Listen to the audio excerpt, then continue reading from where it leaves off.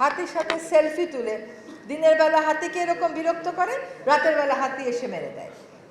বন বিভাগে নিজস্ব ইন্টেলিজেন্স থাকতে হবে যে কারা এই অপরাধগুলো করে। অপরাধীকে বেতন দিয়ে পোষার তো কোনো দরকার নেই আমার। অপরাধীর তো প্রজাতন্ত্রের কর্মচারী হওয়ার কোনো প্রয়োজন নাই, কোনো প্রয়োজন নাই। আমরা কেন আমাদের সাফারি পার্ক থেকে লেমুর চলে যাবে, কিন্তু সাফারি পার্কের দায়িত্ব থাকা কারোর বিরুদ্ধে ব্যবস্থা গ্রহণ করব না? এটা তো আমি থাকতে হতে পারবে না।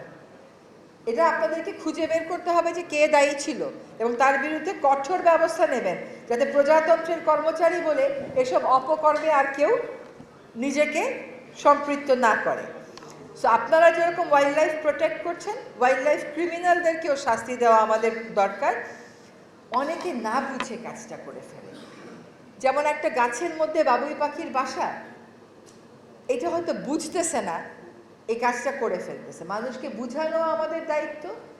বলে ক্যারেট অ্যান্ড স্টিক, দুই অ্যাপ্রোচই কিন্তু আমাদেরকে রাখতে হবে। এবং আমি বলবো যে আমাদের যে ওয়াইল্ড লাইফ ক্রাইম ইউনিটটা আছে, বিভিন্ন জায়গা থেকে বন্যপ্রাণী উদ্ধারের ক্ষেত্রে অন্তত গত 1 বছর আমি কিন্তু তাদেরকে খুবই সচেষ্ট এবং তৎপর দেখেছি। এই ওয়াইল্ড লাইফ ক্রাইম ইউনিটের একটা গাড়ি যাবে অভিযানে, তার গাড়ি নাই। ওয়াইল্ড লাইফ জব্দ করে নিয়ে আসবে যে ভ্যান গাড়ি লাগবে, তার সেই ভ্যান গাড়ি নাই, তাকে ভাড়া করে যেতে হবে। এটা তো কোনো কাজের কথা হলো না। কাজে আমাদের এটা একটু ইকুইপ করতে হবে। আপনাদেরকে ছোট ছোট দুটো সুসংবাদ দিই। আমাদের জনপ্রশাসন এবং অর্থ মন্ত্রণালয় বন্যপ্রাণী ইউনিট নামে নতুন একটা ইউনিট খুলতে আমাদেরকে অনুমোদন দিয়ে দিয়েছে। এটা আমাদের জন্য একটা যাত্রার সূচনা। আমি জানি যে এটা আরও অনেক বড় আকারে হতে পারত, কিন্তু আমরা ছোট আকারে যাত্রা শুরু করি।